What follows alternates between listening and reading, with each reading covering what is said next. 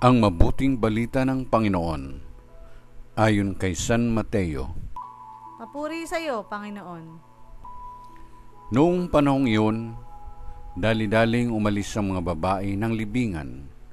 Pinagharian sila ng magkahalong takot at galak. At patakbong nagpunta sa mga alagad upang ibalita ang nangyari. Ngunit sinalubong sila ni Jesus at binati.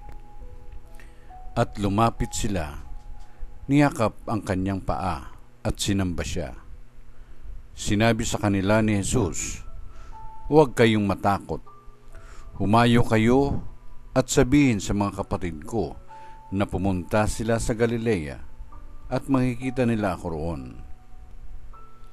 Pagkaalis ng mga babae, pumunta naman sa lungsod ang ilan sa mga kawal na nagbabantay sa libingan at ibinalita sa mga punong saserdote ang lahat na nangyari. Nagtipon-tipon ang mga ito at matapos makipagpulong sa matatanda ng bayan, sinuhulan ng malaki ang mga kawal at inutusan sila na ganito ang ipinamalita: "Samantalang natutulog kami kagabi, naparito ang kanyang mga alagad at ninakaw ang kanyang bangkay."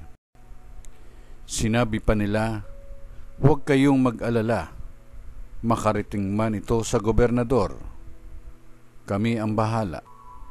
Tinanggap ng mga bantay ang salapi at ginawa ang bilin sa kanila. Hanggang ngayon, ito pa rin ang sabi-sabi ng mga Hudyo. Ang mabuting balita ng Panginoon. Pinupuri ka namin, Panginoong Jesucristo.